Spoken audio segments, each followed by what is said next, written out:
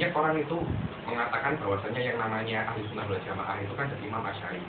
Yang mana Imam Asy'ari sendiri dulu ialah Mu'tazilah karena Imam Asy'ari dulu tumbuh besar didikan Abu Hasyim Al-Jubari. Kemudian berubah menjadi panutan orang Aswaja sedunia. Itu menandakan, apakah itu menandakan bahwasanya sanad itu sebenarnya loh, itu kurang kata-kata sanad itu. Kayaknya semua ilmu harus pakai sanad. Saya sudah katakan, ilmu ada dua ilmu, yang mudah dan yang susah. Yang sulit butuh sanad, makna sanad butuh guru. Yang mudah tidak butuh guru. Kalau semua ilmu butuh guru, ruwet alasannya, ruwet urusannya. Apa? Gurune sing amok, terus akhirnya ada mazhab, ada filsuf, ada sebuah pemikiran yang batil, namanya mazhabut taklimi. Ini pemikiran yang salah, yang menandakan semua harus butuh guru lah. Hanya yang susah yang butuh guru, yang mudah nggak butuh guru. Kalau semua butuh guru, terus apa? Rasulullah nggak pernah ngajarin ngarang kitab 20 jilid Al-Um, Mukhtasar Muzani, itu semua hadis. Rasulullah pernah ngomong semuanya itu? Nah. Cuma Imam Syafi'i otaknya beristinbat di situ. Beristinbat. Oke, kembali ke maudhu. Imam Asy'ari ketika umur 40 tahun mengumumkan tarojudnya. Mengumumkan apa? Tarojud itu apa? Kembali dari mazhab Mu'tazilah. Itu bukan bukan sekonyong-konyong, bukan langsung, akan tapi itu adalah akumulasi dari perjalanan spiritualnya mencari mazhabul haq. Sebelum Imam Asy'ari banyak orang yang bermazhab ahli sunnah wal jamaah. Seperti Muhammad ibn Hulab, seperti Al-Qalanisi, seperti siapa itu gurunya Al-Jailani itu, Ahmad bin Hanbal, ada lupa saya namanya, Al-Muhasibi, Harith Al-Muhasibi. Orang-orang seperti itu disebutkan dalam mazhab Imam Asy'ari, dalam mazhab ahli sunnah wal jamaah dengan lafaz udamaul ashab, teman-teman kita yang dahulu. Pasti itu.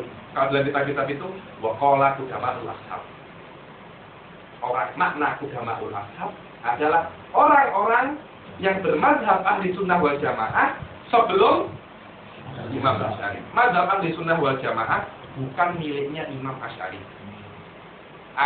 Mazhab ahli sunnah wal jamaah adalah mazhabnya dari zaman sahabat dan Rasulullah. Sebelum Imam Asy'ari banyak sekali orang-orang yang bermazhab ahli sunnah wal jamaah. Terus kenapa kok dibilang Asy'ari? Karena ketika itu Imam Asy'ari yang menjadikan dirinya ikon ahli sunnah wal jamaah. Imam Asy'ari datang ke tempat-tempatnya Mu'tazilah. Ketika itu Mu'tazilah itu mempunyai apa ya? Didukung oleh negara. Politik yang mengenai sekarang kan Saudi menganut mazhab Wahabi, Iran menganut mazhab Syiah. Disebut ya begitu Mu'tazilah dulu itu. Didukung oleh negara. Lah Imam Asy'ari ini nggak didukung oleh negara. Dia datang ke tempat-tempatnya orang, ngajak debat, ayo debat karo aku. Sampai dibikin nangis. Sampai ketika itu pembesar-pembesar Mu'tazilah nggak mau ketemu Imam Asy'ari. Beliau tidak kurang akal. Ketika pembesar-pembesar Mu'tazilah bikin pelajaran, bikin pengajian kayak gini, dia nyuruh orang, wanita-wanita dulu. Nanti kalau dia ngomong ini, tanya itu. Benar ketika dia ngomong, para wanita tanya, loh kalau begini bagaimana? Gurunya Mu'tazilah ini ngomong, saya baru omongannya Asy'ari dari kamu. Siapa yang ngajarkan pertanyaan ini? Pasti Asy'ari. Imam Asy'ari ini, beliau ini benar-benar menjadi ikon. Menjadi ikon mazhab ahli sunnah wal jamaah ketika zamannya. Beliau apa ya? Membukukan dalil-dalil aswaja. Dalilnya sudah ada, cuma ketika itu belum terlalu familiar dibukukan. Dan beliau menciptakan dalil-dalil yang baru. Satu hal mungkin mempunyai banyak dalil. Anda kalau mau ke Surabaya, kan penunjuk jalannya akeh toh. Situ ke sini. Oh, lewat sana bisa, lewat sini bisa, lewat situ bisa, lewat sini bisa. Tujuannya cuma Surabaya. Begitu juga mazhab Ahlul Haq. Setiap sesuatu yang benar bisa mempunyai banyak dalil. Tapi sesuatu yang salah tidak mungkin mempunyai satu dalil pun. Suatu hal yang benar bisa mempunyai banyak dalil. Keberadaan Allah benar, dalilnya pasti banyak. Karena itu kan ada namanya dalilul hudud, dalilul imkan, dalilul inayah. Ada 10 atau 12 dalil. Banyak sekali. Ada yang banyak banget dalilnya. Karena benar. Tapi ketidakadaannya Tuhan tidak mungkin punya dalil. Yang mereka sebutkan bukan dalil, tapi seperti dalil. Nah, Imam Asy'ari ini membukukan dalil-dalil yang lama dan membuat dalil-dalil yang baru.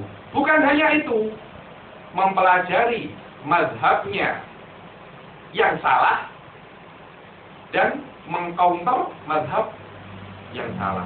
Kerjaannya seperti itu. Setiap hari nantang Mu'tazilah. Ayo, sing pengen debat karo aku ning omahku. Kalau nggak ada yang datang, dijabari. Ada kayak gitu kan? Jangankan ke tempat musuhnya, teko ning omahe kadang melayu. Oh, sekarang ini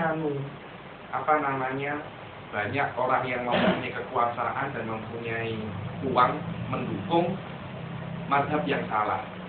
Padahal Imam Asy'ari zaman dahulu seperti itu juga, tapi tidak menghalangi beliau untuk menyebarkan mazhabul haq abadan. Dari zaman dahulu mazhab ahli sunnah itu nggak ada hubungan. Mazhab yang batil pasti disupport dengan kekuasaan, dengan duit, dengan macam-macam. Nah, dengan kegigihan Imam Asy'ari membela mazhab ahli sunnah sampai dinisbatkan mazhab ahli sunnah identik dengan bukan maknanya ini mazhab Imam Asy'ari, beda jauh loh ya. Nggak ada sanadnya ke La Abu Hashim. Bahkan loh ya, tarojuknya Imam Asy'ari dari mazhab Mu'tazilah menunjukkan kebesaran dan kedalaman ilmunya beliau. Anda mikir, orang yang tumbuh di kalangan Mu'tazilah, dididik Mu'tazilah oleh bapaknya, oleh bapak tirinya, bukan bapak tirinya. Tiba-tiba suatu saat keluar dari Mu'tazilah dan menjadi musuh bebuyutan Mu'tazilah. Itu kalau hendak orang jos nggak berani. Dan beliau sampai meninggal tetap dalam mazhab ahli sunnah dan menjadi ikon ahli sunnah. Itu kalau tidak benar-benar ketekunan dan kebulatan tekadnya, mustahil. Ada orang yang ngomong, oh enggak, itu gara-gara Nabi ya. Mimpi Nabi atau apa, itu puncak dari kegundahannya dan kegalauannya. Tapi sebelumnya, rujuk dari mazhab itu adalah sebuah akumulasi. Akumulasi apa yang membuat dia galau. Di puncak kegalauannya itu, beliau mimpi Nabi, menguatkan tekadnya. Secara normal beginilah yang terjadi di dunia. sanad atau enggak sanad, wallahu a'lam, menurut saya laisa muhimman. Mazhab ahli sunnah la sanada wala syai' wala muhim. Mazhab ahli sunnah dalilun akli. Kaifiyat aqwaid shahihah, akidah yang benar adalah ahli sunnah. Akidah yang benar, akidah ahli sunnah adalah akidah yang benar. Bukan hanya itu, metode pembuktian akidah tersebut. Dua. Akidah yang benar kita namakan ilmu tauhid. Metode pembuktian akidah tersebut kita namakan ilmu kalam. Itu mazhab ahli sunnah. Kalau Anda bisa itu, walaupun Anda nggak ada sanad, muskilah. Kadang-kala lalu betul sedikit, kemudian dikembangkan lagi. Selama perkembangannya benar, walaupun nggak ada sanad, tetap dia dibilang benar. Kalau dia punya sanad, tapi salah, bagaimana? Apakah tetap dianggap dia benar, walaupun ada sanadnya? Mazhab Asy'ari bukan milik Imam Asy'ari. Dinisbatkan ke Asy'ari karena beliau menjadi imam. Itu wajar. Mazhab Wahabi, apakah milik Muhammad bin Abdul Wahab? Enggak. Tapi kenapa kok dinisbatkan ke Muhammad bin Abdul Wahab? Wahabi. Hah? Paham kan sekarang? Karena beliau yang paling vokal. Begitu pula Mazhabul Asy'ari. Dinisbatkan karena beliau adalah ikon paling gigih memperjuangkan mazhab ahli sunnah wal jamaah, dan karena peran yang sangat besar terhadap mazhab ahli sunnah sampai dinisbatkan mazhab ahli sunnah itu ke beliau. Itu sebuah kemuliaan. Paham ya? Al-Mawaqil atau ada anak-anak kalam fadil. Mana saya, makna kalam fadil omong kosong adalah nisbat sanad Imam Asy'ari ke Wasil ibn Aqra. Kalau memang itu benar, terus kenapa?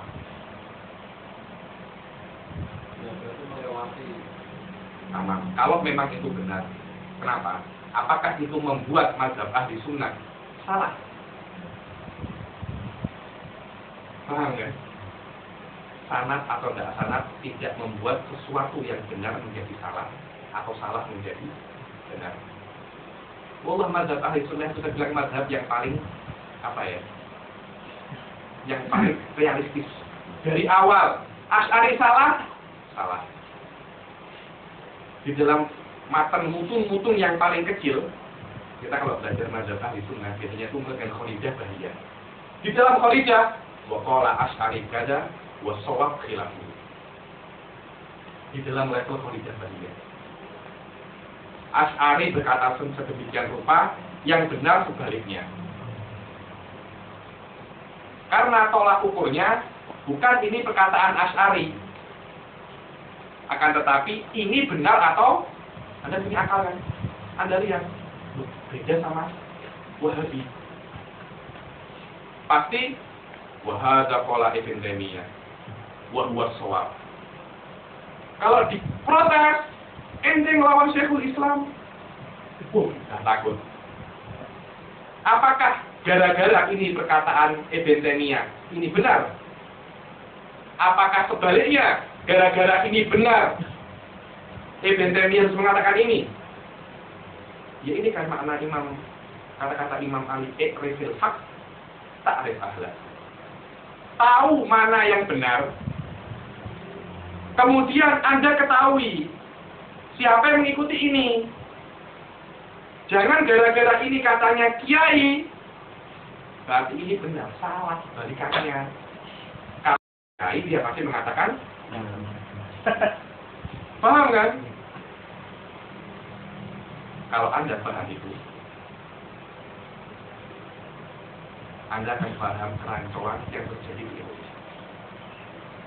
Berapa banyak ketua parpol yang diputuskan, berapa banyak habib yang diputuskan, berapa banyak kiai yang diputuskan, ketua ormas yang diputuskan. Gara-gara dia ketua ormas, ketua ini, ketua itu harus benar omongannya. Saya bilang wallahu a'lam, tolak ukurnya kembali. Siapapun. Hah? Siapapun.